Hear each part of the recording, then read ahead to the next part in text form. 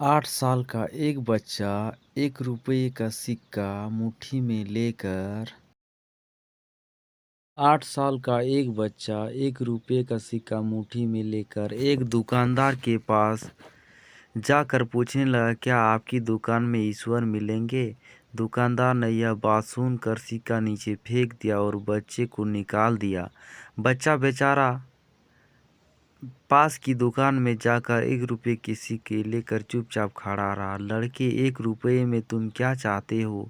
मुझे ईश्वर चाहिए। आपकी दुकान में से दूसरी दुकान ने भी भगा दिया, लेकिन उस बोध बालक ने हार नहीं मानी। एक एक दुकान से दूसरी दुकान से तीसरी दुकान ऐसे करते करते कुल 40 दुकानों का चक्कर काटने के बाद एक बूढ़े दुकानदार के पास पहुंचा। उस बूढ़े दुकानदार ने पूछा कि तुम ईश्वर को क्यों खरीदना चाहते हो?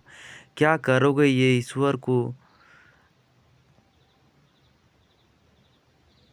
लेकर? पहली बार दुकानदार के मुंह से यह प्रश्न बच्चे के चेहरे पर आशा की किरणें लहराई। लगता है इस दुकानदार पर ही ईश्वर मिलेंगे। बच्चे ने बड़े उत्साह से उत्तर दिया, इस दुनिया में माँ के अलावे मेरा कोई नहीं है। मेरी माँ दिन भर काम करके मेरे लिए खाना लाती है।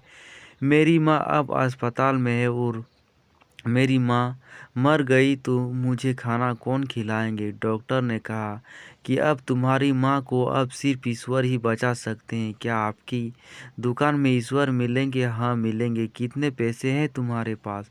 1 रुपये है। कोई दिक्कत नहीं, 1 रुपये में ही मिल सकते हैं। दुकानदार ने बच्चे के हाथ में 1 रुपये लेकर उसने पाया कि 1 रुपये में 1 गिलास पानी बेचने के अलावा और कुछ भी नहीं है। इसीलिए उस बच्चे को फिल्टर से 1 गिलास पानी भर दिया और कहा कि यह पानी पिलाने से तुम्हारी माँ ठीक हो जाएगी। अगले दिन मेडिकल स्पेशलिस्ट अस्पताल में आए। बच्चे की माँ ऑपरेशन हुआ और बहुत जल्द ही वह स्वस्थ हो उठी।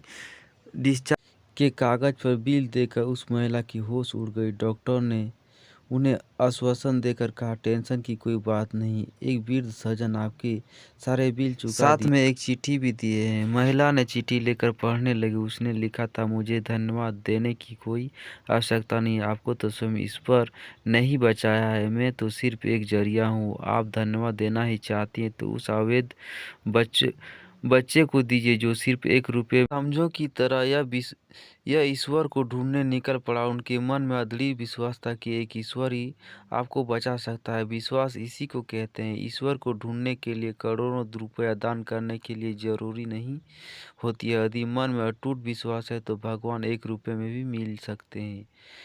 यदि आपको ये कहानी कैसी लगी नीचे कमेंट करके हमें ज़रूर बताइए। अगर आपको ये कहानी पसंद आई तो आपके दोस्तों के साथ शेयर ज़रूर करें।